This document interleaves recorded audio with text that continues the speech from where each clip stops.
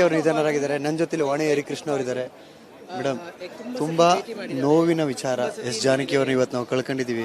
ಅವರ ಒಡನಾಟದ ಬಗ್ಗೆ ಹೇಳೋದಾದ್ರೆ ನನಗೆ ಗೊತ್ತಿಲ್ಲ, ಆದ್ರೆ ನಾನು ಚಿಕ್ಕವಳಿಂದ ನಮ್ಮ ತಾತ ಮನೆಗೆ ಅವ್ರು ಬಂದಿದ್ರು. ಇವಾಗ ಅವ್ರ ಸೊಸೆ ಮೊಮ್ಮಗಳು ಚಿಕ್ಕ ಮಗು ಇದ್ದಾಗ ನಾನು ನೋಡಿದ್ದೀನಿ. ಮತ್ತು ಅವರು ತುಂಬ ಚೆನ್ನಾಗಿ ಮಾತಾಡ್ಸೋರು. ಇವಾಗಿನವ್ರ ಥರ ಅಲ್ಲ ಅವರು. ಆಮೇಲೆ ಅಡ್ವೈಸ್ ಮಾಡೋರು ಹೆಂಗೆ ಹಾಡಬೇಕು ಅಂತ. ನಾನು ಫಸ್ಟ್ ಟೈಮ್ ಅವರೇ ಹೇಳ್ಕೊಟ್ಟಿದ್ದು. ಹೈ ರೇಂಜ್ ಹೋಗ್ಬೇಕಂದ್ರೆ ಸಂಗೀತ ಜಾಸ್ತಿ ಶ್ರುತಿಲಿ ಪ್ರಾಕ್ಟೀಸ್ ಮಾಡು ಅಂತ.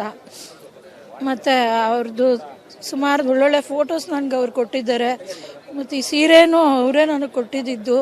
ನನಗವರು ದೇವ್ರ ಥರನೇ ನನಗೆ ಅವರು. ನಾನು ಇಷ್ಟು ಮಟ್ಟಿಗೆ ಒಂದು ಸಿಂಗರ್ ಆಗಿದ್ದೀನಿ ಅಂದರೆ ಚಿಕ್ಕವಳಿಂದ ಅವ್ರ ಹಾಡುಗಳೇ ನನಗೆ ಸರಸ್ವತಿ ಥರ.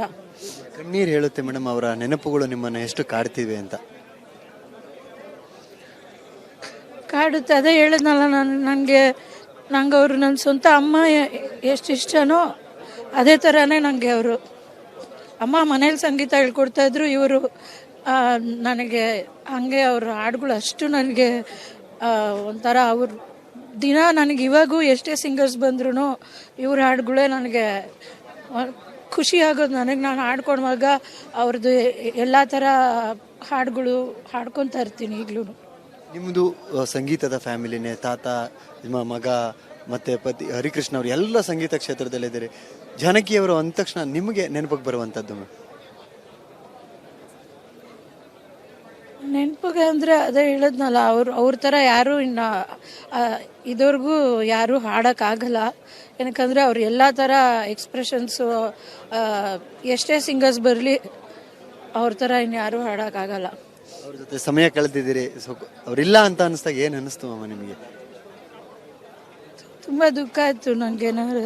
ರಾತ್ರಿಯೆಲ್ಲ ನಿದ್ದೆ ಮಾಡಿಲ್ಲ ನಾನು. ನಂಗೆ ಆ್ಯಕ್ಚುಲಿ 4-5 ದಿವ್ಸಕ್ಕೆ ಮುಂಚೆ ನಮ್ಮ ಗೊತ್ತಿರೋರು ಮುಂಚೆ ಭೇಟಿ ಮಾಡಿಸಿದ್ರು. ಅವ್ರಿಗೆ ಒಂದು 4-5 ದಿವ್ಸಕ್ಕೆ ಮುಂಚೆ ಫೋನ್ ಮಾಡಿದ್ದೆ ನಾನು ನೋಡಬೇಕು ಅಂತ. ಅವ್ರು ಹೇಳಿದರು, ಅವರು ನವೀನ್ ಅನ್ನೋರು ಕೇರ್ ಟೇಕರ್ ಇದ್ದಾರೆ, ಫೋನ್ ನಂಬರ್ ಕೊಡ್ತೀನಮ್ಮ ಅಂತ. ಅದೇ ನನಗೆ ಲಾಸ್ಟಲ್ಲಿ ಅವ್ರಿಗೆ ವಯಸ್ಸಾಗ್ತಾ ಭಯ ಆಗ್ತಾಯಿತ್ತು ನನಗೆ. ಏನಕ್ಕಂದರೆ ನನಗೆ ತುಂಬ ಇಷ್ಟ ಇರೋರನ್ನ ವಯಸ್ಸಾಗ್ತಾ ಕಳ್ಕೊಂಡ್ಬಿಡ್ತೀವಲ್ಲ ಅಂತ ಮನಸ್ಸೊಳಗೆ ಭಯ 2-3 ವರ್ಷದಿಂದನೇ ಇತ್ತು ನನಗೆ. ಬಟ್ ಕೊನೆ ನೋಡೋಕ್ಕಾಗಲಿಲ್ಲ ನನಗೆ, ನೋಡಬೇಕು ಅಂತ. ಬಟ್ ಮುಂಚೆ ಎಲ್ಲ ತುಂಬ ಟೈಮ್ ಅವ್ರ ಜೊತೆ ಕಳೆದಿರೋದು. ನನಗೆ ಅವ್ರದ್ದು ರೆಕಾರ್ಡಿಂಗ್ಸ್ ಎಲ್ಲ ತುಂಬ ನೋಡಿದ್ದೀನಿ.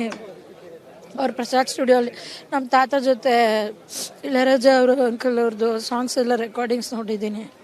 ಮತ್ತು ಅವ್ರ ಜೊತೆನೇ ಒಂದಿನ ಬ್ರಿಗೇಡ್ಸ್ ಮಿಲೇನಿಯಮ್ ಅಂತ ಅವ್ರ ಪಕ್ಕದಲ್ಲೇ ಮಲಗಿಸ್ಕೊಂಡಿದ್ರು. ಅವ್ರ ಕಾಲು ಇಸ್ಕಿದ್ದೀನಿ. ಅವ್ರು ಎಷ್ಟು ಸರಿ ನಮಸ್ಕಾರ ಮಾಡಿದ್ದೀನೋ ನನಗೆ ಲೆಕ್ಕನೇ ಇಲ್ಲ. ಅವ್ರು ನಂಗೆ ದೇವ್ರ ಥರ.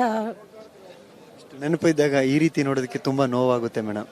ಹೌದು, ನಂಗೆ ಅವ್ರ ಕಾಲು ನೋಡುವಾಗ ತುಂಬ ಬೇಜಾರಾಯಿತು. ಅವ್ರ ಪಾದಗಳು ನೋಡುವಾಗ. ಏನಕ್ಕಂದರೆ ನಾನು ನೋಡಿರೋದು ಅವ್ರು ಯಾವಾಗೂ ನಗು ಮುಖ, ಈ ಥರ ನೋಡೋಕ್ಕೆ ಕಷ್ಟ. ಕೊನೆಯದಾಗಿ ಮೇಡಮ್, ವೈಯಕ್ತಿಕವಾಗಿ ಸಂಗೀತದ ವಿಚಾರವಾಗಿ ಜಾನಕಿಯವರ ಅಮ್ಮಯಿಂದ ವಾಣಿ ಹರಿಕೃಷ್ಣ ಅವರು ಏನು ಕಲ್ತಿದ್ದಾರೆ? ನಾನು ಕಲ್ತಿರೋದೇ ಸಿನಿಮಾ ಹಾಡುಗಳು.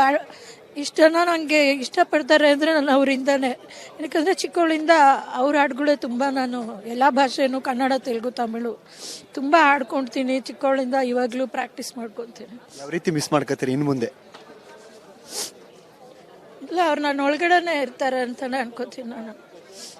ಧನ್ಯವಾದಗಳು ಮೇಡಮ್. ಇವಾಗ SP ಅಂಕಲು ಅಷ್ಟೇ. ನಾನು ಅದಕ್ಕೆ ಮುಂಚೆನೇ ಇಲ್ಲಿ ಮೇಲ್ಗಡೆ ಜಾನಕಿ, SPB ನನಗೆ ಲೈಫಲ್ಲಿ ಅವರಿಬ್ಬರಂದ್ರೆ ಅಷ್ಟು ಇಷ್ಟ ನನಗೆ. ಧನ್ಯವಾದಗಳು ಮೇಡಮ್. ರಿಪಬ್ಲಿಕ್ ಕನ್ನಡ ಜೊತೆ ಮಾತಾಡಿ. ಇದಿಷ್ಟು ವಾಣಿ ಹರಿಕೃಷ್ಣ ಅವರುಗಳ ಮಾತುಗಳಾಗಿತ್ತು. ಕ್ಯಾಮ್ರಾ ಪರ್ಸನ್ ಮಂಜುನಾಥ್ ಜೊತೆ ಸತೀಶ್ ಕನಕಪುರ, ರಿಪಬ್ಲಿಕ್ ಕನ್ನಡ, ಮೈಸೂರು.